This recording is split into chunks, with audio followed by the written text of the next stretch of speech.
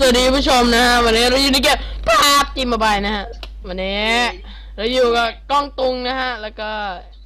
มึงเปิดอะไรของมึงวะเนี่ยแล้วก็ตอนนี้อันเนี้ยกูกดโดดมาแล้วเนี่ยโอ้ยสัตว์กูใจกล้าเว้ย สัตว์เอ้ย พวกมึงกล้าปะล่ะแล้วกล้าก็ลงกับกูเราจะไปช่วยนายอย่างน้อยแล้วก็มีกระเป๋าเวล3เนี่ยกล้องกูเห็น4-5 ตีอยู่ไอ้สัตว์ได้ปืนแล้วเพื่อนรักเรากำลังไปช่วยเนี่ยคืออะไรวะเราเพื่อน2 คนเรากำลังไปช่วยในลงเมืองใหญ่ไหนวะกูมีแค่ปืนพกเองเฮ้ยตะโกนคุณแปะใส่ปืนพกได้ปะวะไหนได้ไอ้เหี้ยเลย กูแปะใส่พกไอ้เหี้ยมัน เสียงปืนไอ้กล้องเสียงปืนมันจะไม่เป็นแม่ย้อยเลยเหรอวะเอ้ยแม่งเสียงปืนโอเคกูลองไปช่วยกูได้ปืนแล้วเราควรทำไงดีว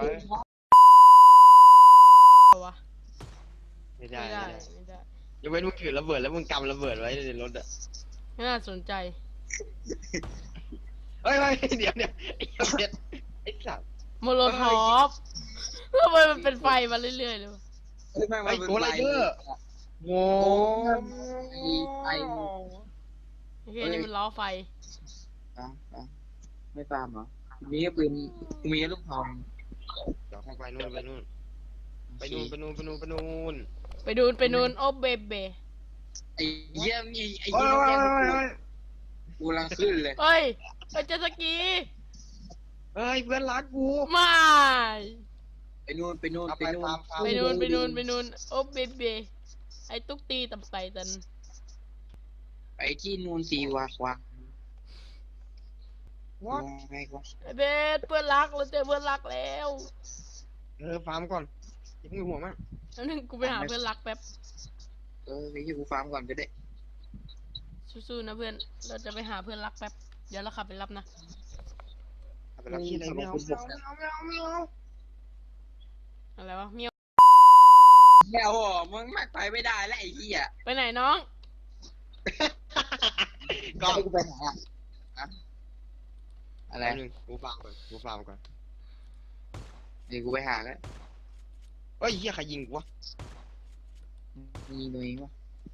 ไอ้เหี้ยพวกมึงยิงแน่เลยไอ้สัสไอ้กล้องอะกูเห็นถือลูกซองอะเล่นกูแล้วไงสัสมึงเล่นกูแล้วไงไอ้กล้องอะเห็นถือลูกซองอยู่กล้องขอโทษมึงก็อย่าไปจับผิดดิดึกมึงทำใช่ไหมกล้องไม่รู้ดีมากสารภาพแทนกูซะอ้าวไอ้เหี้ยวักทำโอ้ยกระสุนเขียวพร้อมปืนเขียวโอ้นี่มันสุดยอดเยี่ยมมากเลยอุ้ยระเบิด2 ลูก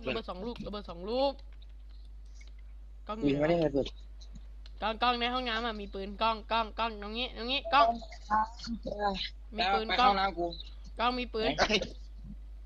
ไปห้องน้ำนี่ตรงนี้มีปืนในนี้มีปืนเข้าไปเลยอ๋อกูได้มาตั้งนานแล้วไอ้ที่ใครจะปืนกระสุนเขียวเนี่ยโอ้ยเย็ดประตูใครจะปืนกระสุนเขียวว่างไอ้คนเล่นหากันอุ้ยใครจะปืนกระสุนเขียวว่างอุ้ยหลุดไม่ทันโอ้โหมึงยิงมาขอโน้ตเลยไอ้สัตว์ไอ้เบสอย่าปาใกล้มันไอ้เหี้ยลิเวอร์ What the fuck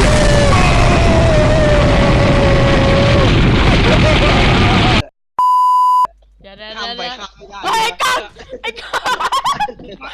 กูเดี๋ยวปาเรือ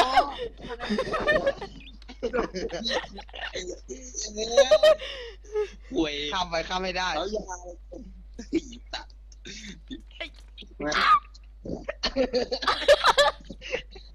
เอากลัวแล้วไงข้ามไปข้ามไม่ได้กล้องมันข้ามไม่ได้ต้องข้ามไม่ได้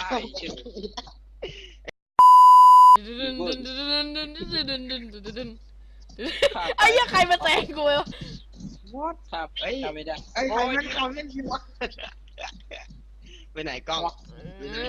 เดี๋ยวกูขับผ่านแหลมมาลายูเองไปไหนเนี่ยเฮ้ยเราด้วย นี่ใครขับตามมาก็ได้นี่โคตรเทพอะคือแบบ ไอ้กูขับมา ดูขึ้นบกไปแป๊บหนึ่งแล้วก็ลงมา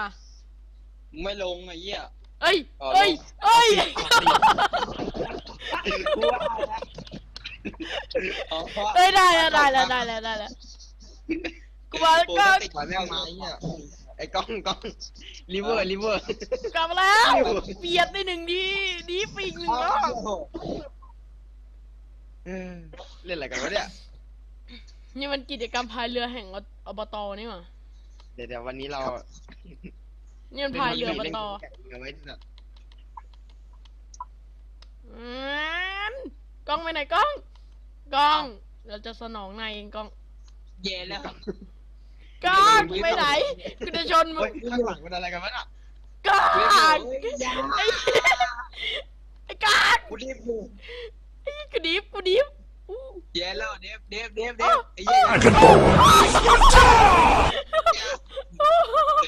ื่อ เรือเฮียกล้องไปจัดจอด มี ทำ คน เลย น่ะไม่ยิงกูแล้วเรือรถกูก็ไปไม่ได้ อะไรวะแล้วกูต้องเดินในน้ำมันเนี่ยนะ ลิเวอร์ รีเวอร์ ข้ามมาได้แล้วเบส อะไรนะ กูข้ามมันมาได้แล้ว ข้ามไปข้ามไม่ได้ ว้าวดูมาอะไร ทำเป็นเล่นอะ ฟาร์มเด็กเกมนี้ยังไม่ทำหาอะไรกันเลยฟาร์มแล้วก็ขับเรือเล่นน่ะ มันเป็นกิจกรรมพายเรือแห่งส เอา ตู บอกบีมาหาเราเฉยวัด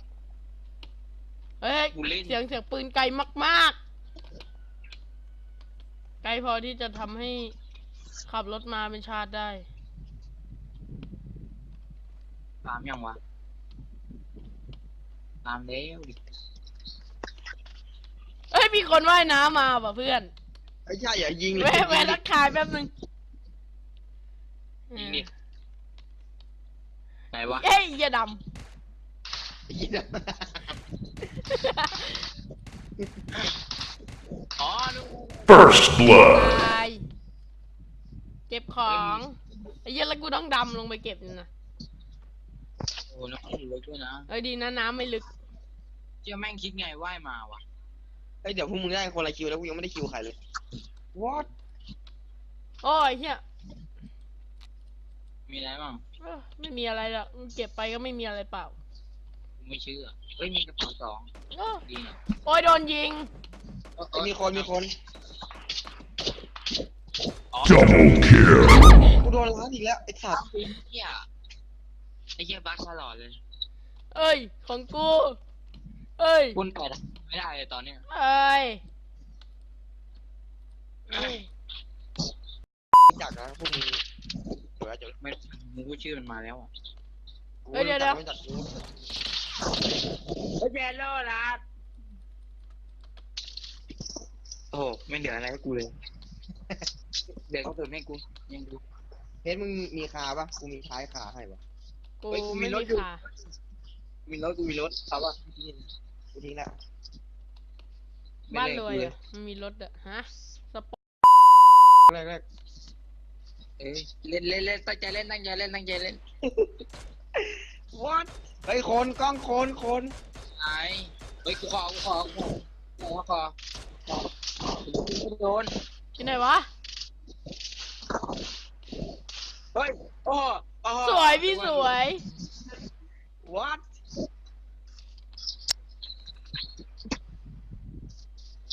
ข้างหลังนั่นไงเพชรแม่งหมอกบีบไปกูบอกแล้วกูดวงดีหมอดูอะไรของ โอ้ กู เกี่ยวเหี้ยอะไรกับหมอดู กูคนเดาถูกไอ้เหี้ยกล้องมันรู้ไวยังโอ้โห สับบวก3กูไปแล้วไปบ้าน ไอ้เหี้ยกูยิงแล้วน่ะ ไม่รู้กูเลย อย่าสงสารคนยิงไงทันที ออกบ้านกันรู้สึกว่าบ้านนี้มันคุ้นๆปะ โอ้ยเหี้ยมันใครยิงกูวะ ไอ้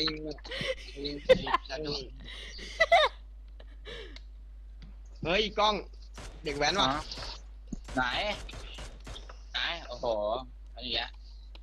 ไหวเหรอ ชอบ ยกล้อโชว์หน่อยพี่ สัตว์เด็กแว้นเข้าบ้าน แหวน ว้า ที่อยู่ที่เป็นตัวอยู่ในอาร์วีอ่ะ อะไรนะ นั่นมันแหวน เย็นต้องมึงที่ลงมา อะไรนะ เร็วๆบอกบีบไปสะพาน ไม่ไอ้กาเอาดิกู มึงต้องข้ามไปข้ามไม่ได้เพชร กูงงน็อกหนึ่ง สวยพี่สวยกูรังไปเติม ไม่ต้องเติมได้เหี้ยตัวเดียว Triple kill! กูยังไม่เห็นแม่งเลย ไปแล้ว กูไปละ เหี้ยเหยียบของด้วยสัตว์เลวชิบหายเลย เร็วหมอกบีบเร็ว เร็วๆ มีรถมารับกูไม่หลายสลัดผัก เดี๋ยวกูไปส่งไอ้กล้องก่อนแล้วค่อยมารับมึงดีกว่า โอ้ยเฮียเดี๋ยวเฮียกล้องกระดาว พอดาวมึงก็ต้องไปชุบ กูก็ไม่ได้ไปมามึงไปปุ๊บมึงก็ลืมกูเฮียมาเล่นมุกแบบเลื่อย มึงพูดภาษาคนดิ ต้องให้ภาษาวิตัด เดี๋ยวมึงจอดตรงกูตรงนี้แหละ เดี๋ยวกูนั่งรถไปต่อ โอเคมึงโทรเรียกแก๊ปดิกล้อง เดี๋ยว2 แถวเฮ้ยเดี๋ยว กูมอง หมอกแม่งบีบกูได้นี่หว่า กูไปส่งไอ้เพชรก่อนเอ้ยเพชรไอ้เหี้ยตรงที่กูติ๊กน่าจะมีคนนั่งไล่ยิงกูอยู่ นิดนึงกูมียาอยู่ กล้อง ลง อยู่แถวนี้แหละ เฮ้ยแถวนี้มีคนบอก เอ้ย ว่า มึงก็เดินมาก็ได้เหี้ยใกล้ๆแค่เนี้ยไอ้สัตว์ เอากูจะฟาร์ม ฟาร์มหน้ามึงอ่ะโอ้ยเหี้ย ในสัตว์ อ้าว ไม่ อ้าว แพ้แล้วไอ้สัตว์ อ้าวเดี๋ยวกูจะพาที่หนึ่งเอง หน้ามึงอ่ะ โอ้ยเหี้ย ไม่นะ เหี้ย โอ้โห เอาแล้ว ก็อยู่ควรลงเปล่าวะ กูนี่สำนึกผิดเลยทีเดียวเชียว มาเดี๋ยวพี่จะพาที่หนึ่งเองน้องดูพี่ไว้ ดูมึงอยู่เดี๋ยว ริเวอร์ 3-1เลยนะไอ้สัส ริเวอร์กลัวปะล่ะ กลัว เขาจ่ายเอ้ยไม่จ่ายเขาแถมไปก่อน สวัสดีครับผม